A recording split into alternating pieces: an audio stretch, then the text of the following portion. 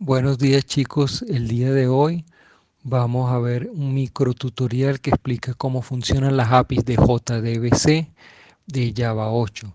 Esto nos permitirá hacer conexiones a distintos tipos de base de datos relacionales. Para este ejemplo utilizaremos la base de datos de Postgre. Por ende vamos a instalar el driver o la librería de JDBC para conectar Java contra ese manejador de base de datos. Para realizarlo, vamos a la cabecera de nuestro proyecto, le damos clic derecho, vamos a propiedades y en las propiedades, una vez que nos sale la ventana de propiedades, buscamos la opción de library. Ahí vamos a poder agregar la librería que necesitamos. En nuestro caso es la librería de Postgre para JDBC. Buscamos el botón Add Library y ahí nos debe salir una ventana con todas las distintas librerías que tiene en este momento el IDE disponible. Buscamos, por lo general estas versiones ya vienen con una de Postgre, que es la que vamos a ver a continuación. Seleccionamos, le damos al library y listo.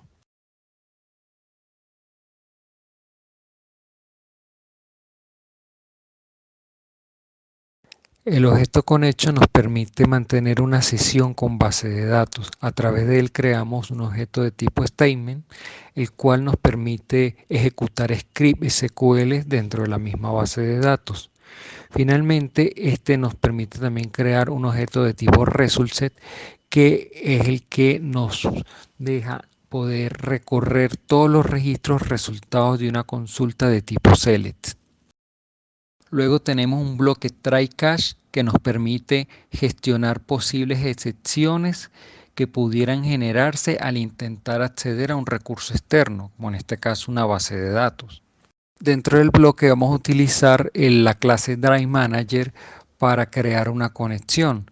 Esto nos va a generar un objeto de tipo connection con el que vamos a mantener nuestra sesión a base de datos. El método getConnection del Drive Manager funciona con tres parámetros: el string de conexión, el usuario y la clave. Con el método createStatement vamos a crear el statement de conexión, o sea el objeto statement, el cual nos permite ejecutar los queries de SQL. Este objeto statement viene con un método llamado SQQuery. El mismo es capaz de generar un objeto de tipo resultSet. Este objeto resultSet es el que vamos a utilizar para retornar registros. En el fondo el resultSet es una matriz de registros de la cual podemos ir recorriendo uno a uno. Para eso utilizamos el método next, el cual aquí en este ejemplo lo tenemos dentro de un while. Cada vez que pasa por el while, pasa por el método next y va iterando al siguiente registro.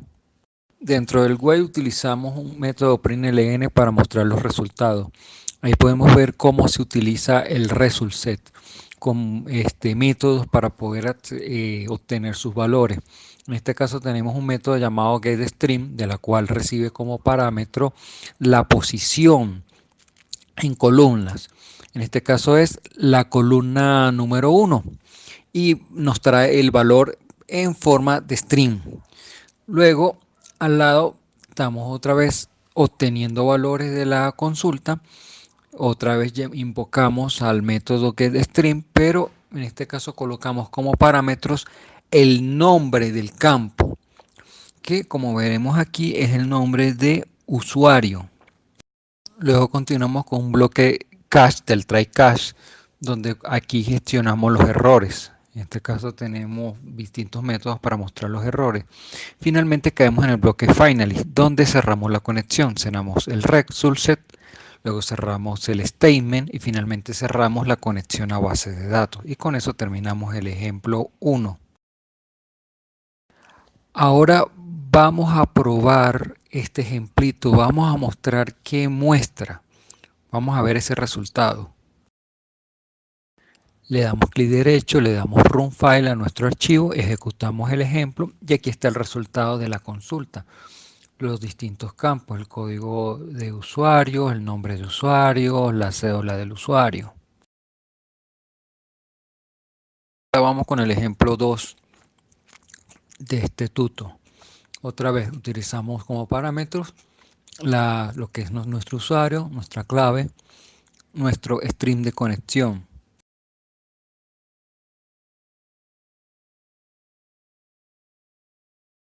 Abrimos de nuevo con un try connection, pero en este caso es un try con recursos, donde adentro colocamos lo que es la apertura de conexión con el Drive Manager, luego nuestro statement, abrimos también una conexión con nuestro statement, y esto lo hacemos dentro de los paréntesis del propio try catch.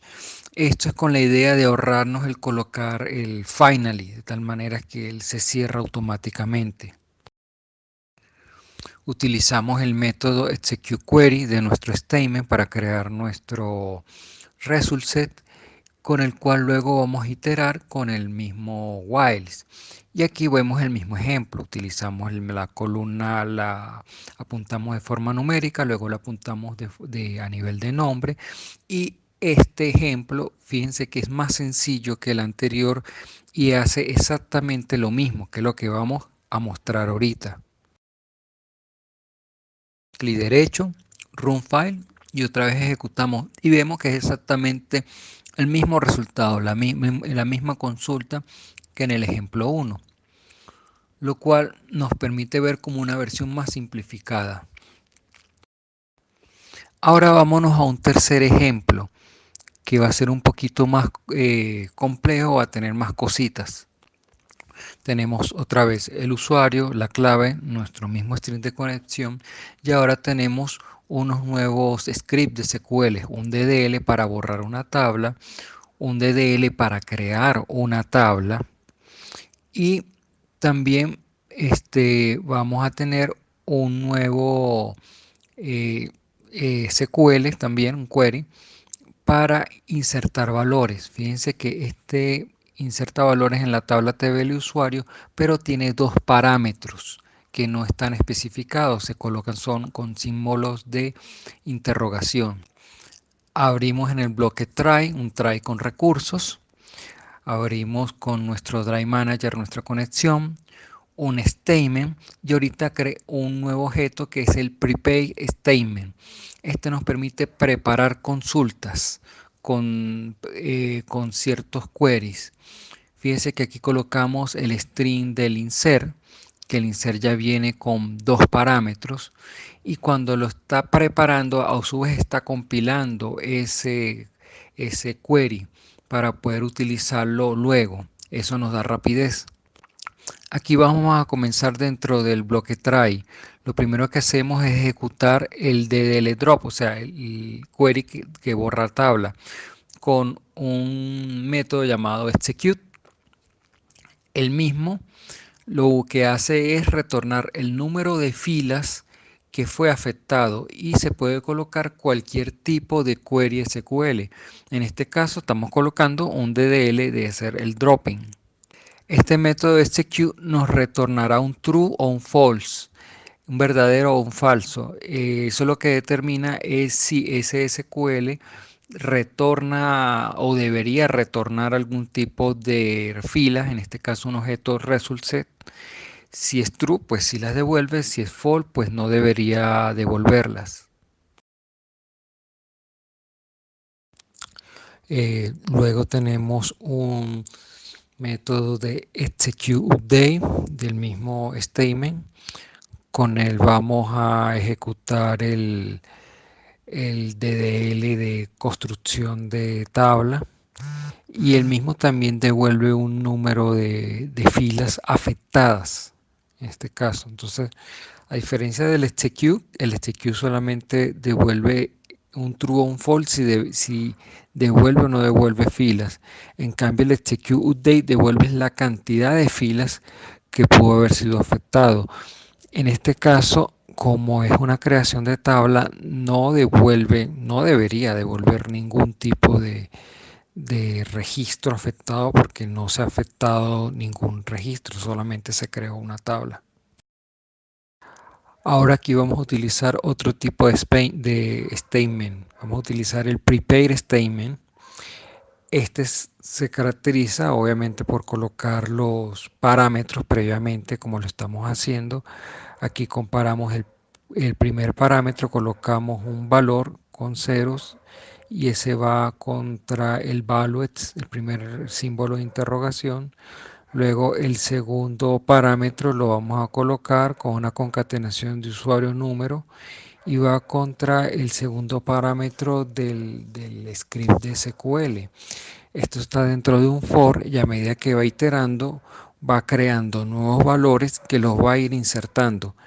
¿Dónde se insertan? En la tercera línea que se ve debajo de los dos setting string, de los dos métodos de setting string, donde ejecuta el query. Entonces fíjese que ya el query estaba compilado y lo que hace es ejecutarlo 5 veces según el for y lo ejecutaría mucho más rápido que estar concatenándolos y ejecutándolos en caliente.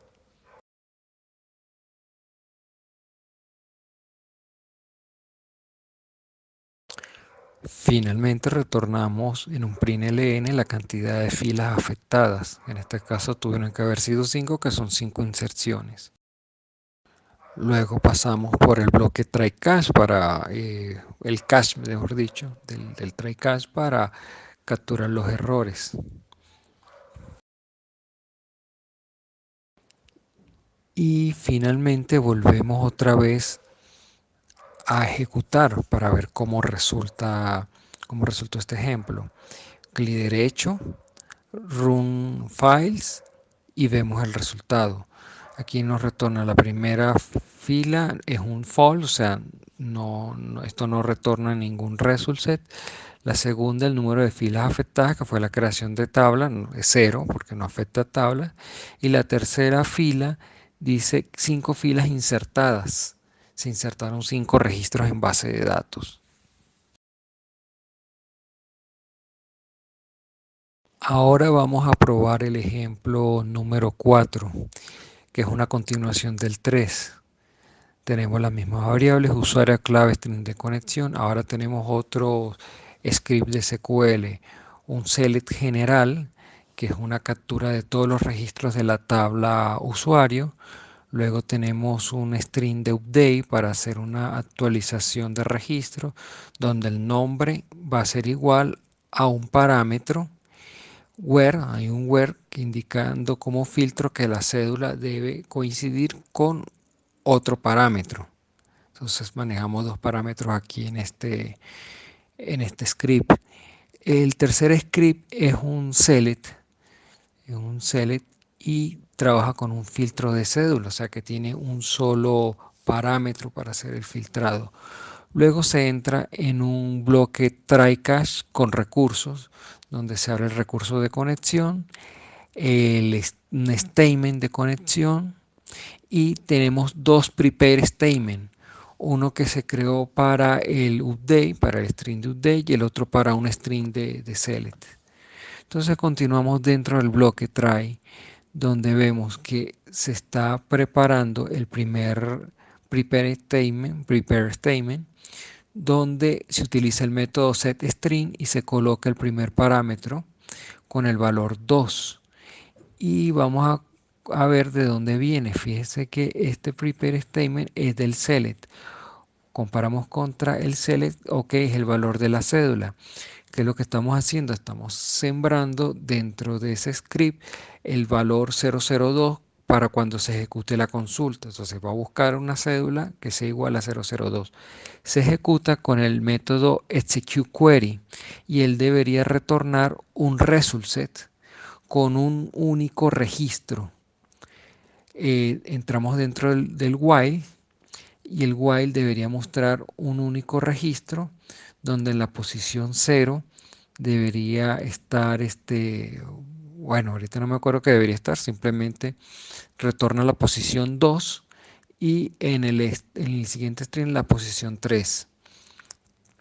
Luego vuelve y se ejecuta el mismo query, pero ahora se mete el parámetro 4, el 004 como número de cédula para ejecutar el mismo query. O sea, ya estamos trabajando el mismo query, pero en doble consulta.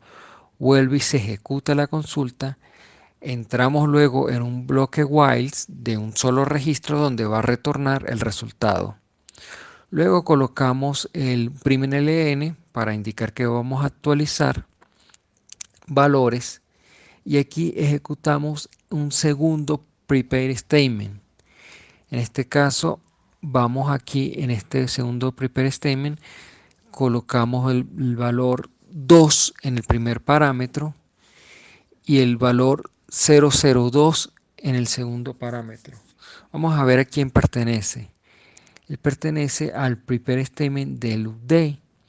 Y si vemos cuál es el valor del update, vemos que el primer parámetro es nombre, o sea que vamos a colocar la palabra 2 en nombre, vamos a cambiar el valor que esté en nombre por el 2 y se va a filtrar por la cédula 2, o sea, donde la cédula sea 2, donde la cédula sea 002, me vas a colocar el valor 2 en letra.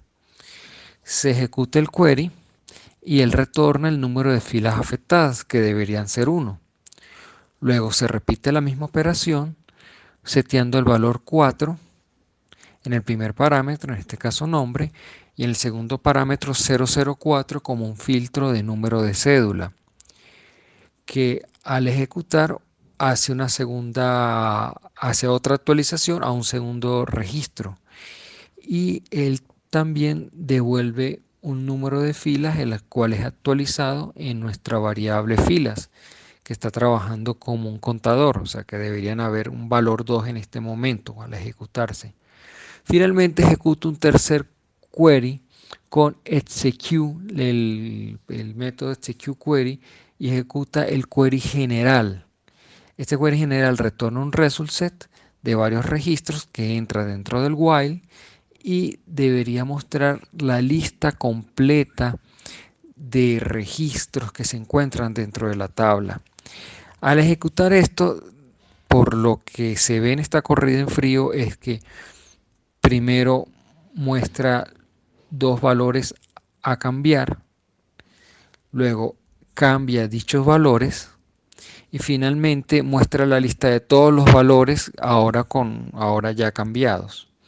Vamos a colocar ahora un println con el número de filas afectadas en el update. Me hizo falta agregar ese pedacito en el ejemplo.